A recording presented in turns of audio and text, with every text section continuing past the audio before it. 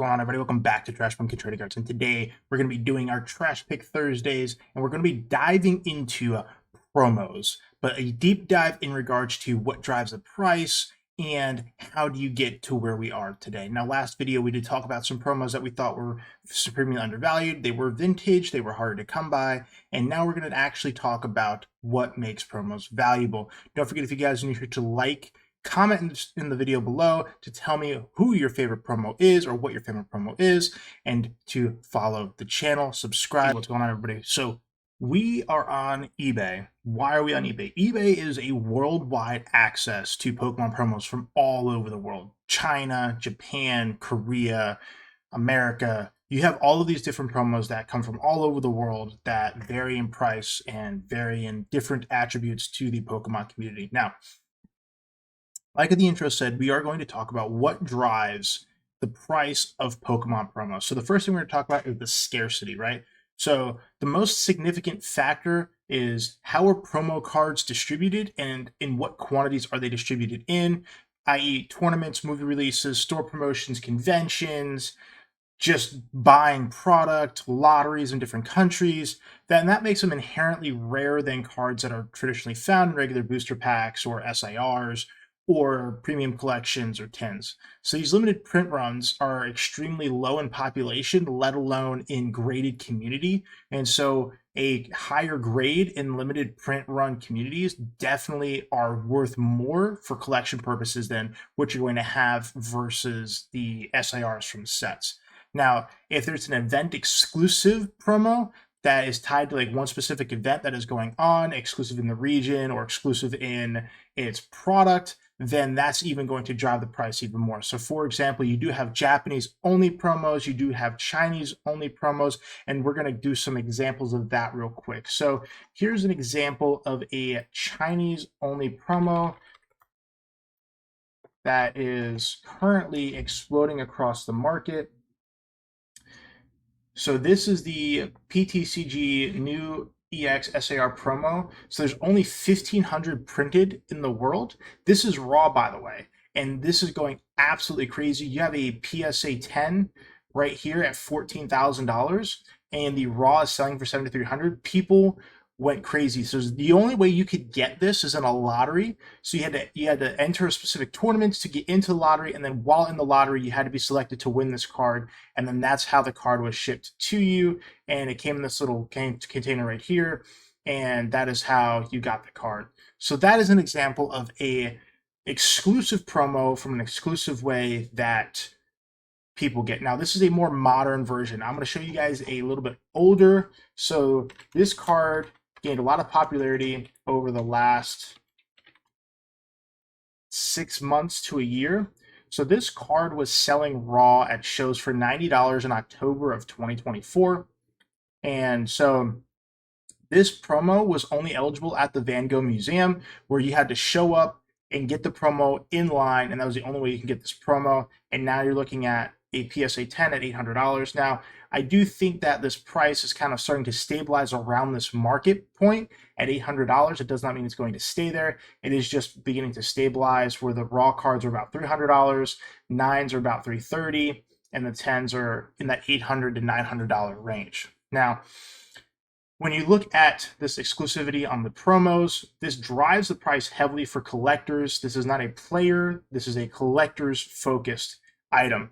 Now, you also have specific staff and volunteer cards where you have staff pre-release promos that are limited to the staff of the pre-release for them to collect for themselves. They do go in our unlimited print runs and are stupid expensive. I don't mean that in a bad way. It's just that the raw cards for the exclusive staff release, for example, for Destined Rivals, are anywhere from $20 all the way up to $120. So that price point is an enormous gap for the staff pre-release promos themselves. Now, the other thing is the popularity of the Pokemon. So you have popular Pokemon that are going to drive the price of promos irregardless of its rarity. And what I mean is that if you have a really popular Pokemon like Pikachu, like Charizard, like Blastoise, that isn't one of those niche Pokemon that some only small group of collectors do have in their collection, then that's going to drive the price in correlation with its rarity. So if you have a Pokemon promo like this Van Gogh Pikachu and you collect Pikachus, then you have an exclusive event promo and you have a highly sought after Pokemon in the community that people collect. So that is also some things to consider. Now, one thing that is always taken into account when it's coming to the card quality is going to be not the playability, but the artwork and the aesthetics. So what am I talking about with artwork and aesthetics, right? We're looking for unique and visually striking versions of art that pop not only in the slab, but in general. Like when you see the card, you're like, this is a beautiful card. So during our PSA reveal, one of our viewers did submit some exclusive Pokemon Center Pikachus that were exclusive to the Pokemon Center in Japan. So those were pretty cool. And I can't spell, but again, you had from 2019, the Shibuya's Pikachu, right? And so this is one of them where this is only exclusive to the Pokemon Center in Japan, where you go into the Pokemon Center in Japan and you can get this card for making a purchase in the store or following the guidelines in the store. And that is how you get that promo. And so you also have the Mega Tokyo. So this is considered like a baby poncho. Super awesome. This is from the XY promo era in 2014. Awesome card, beautiful card, very, very, very, very nice. It looks awesome in a slab as well. So those are some things to consider when you look at the worth of a card. Is how does the artwork look? Does it stick out? Is it something that is really, really popular or something that's really undervalued? So one of the more undervalued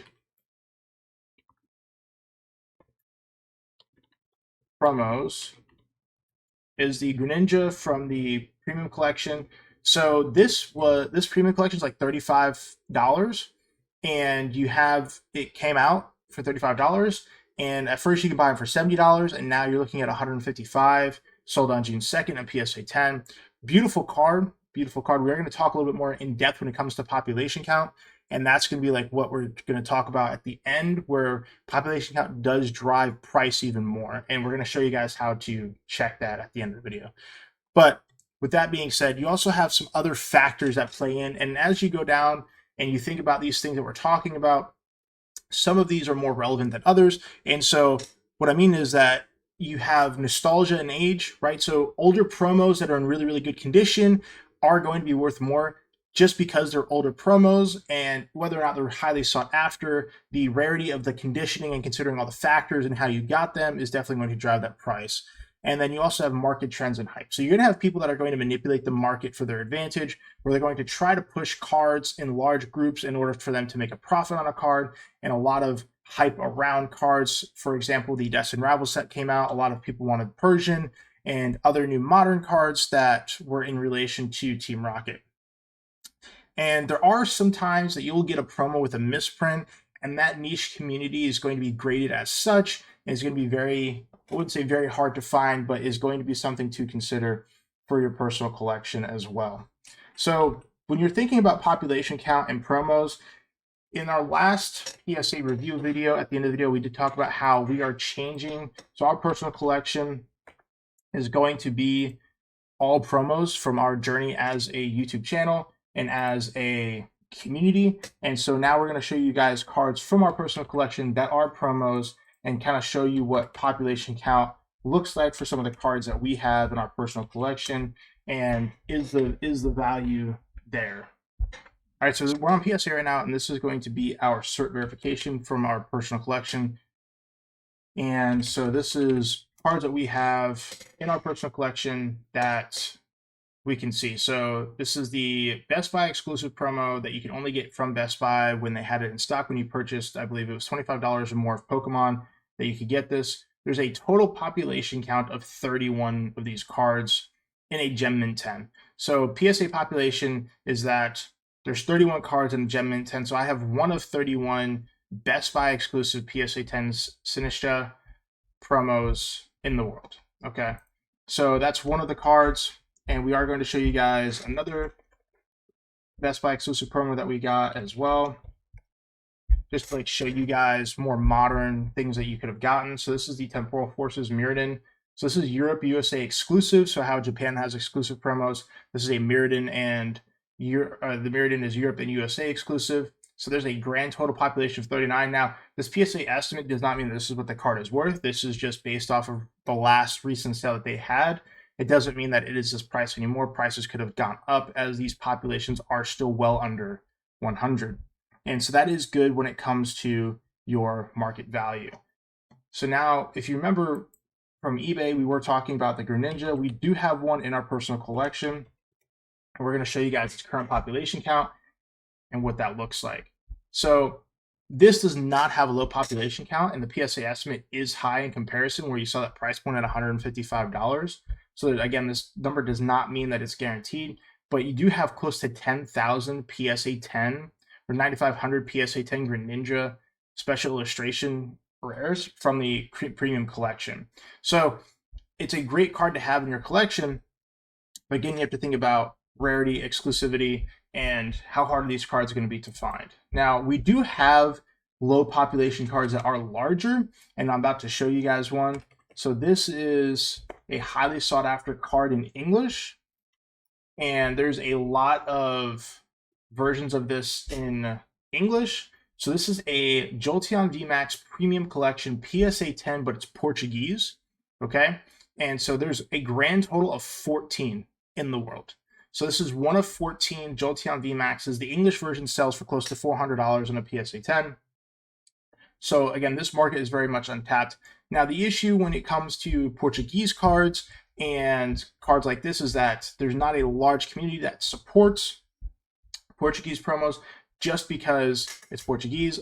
I like the fact that it has the English name and then it has the Portuguese description below. So the last one we're going to take a look at for our promos is something from the Sun and Moon era. And this card, when we first got it, we paid $154 for it. And now we're going to see where that price point is. This is one of the most sought after promos from the Sun and Moon era. This is the Eevee Snorlax GX Tag Team Tin promo. So this came in the tin, right? We're looking at a PSA estimate of $560 with a population of 2,247.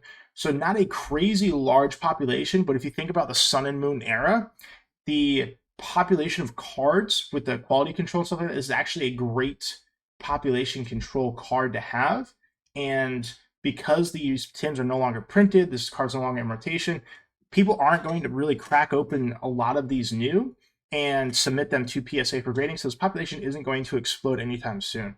So this is going to be, I don't think the population is going to get much more than like 3,000 over the next like 5 to 10 years, which is going to be great considering that Sun and Moon era came out in 2014 timeframe, or before that 2010 timeframe. So some good factors to consider when you're considering that value to add to your personal collection.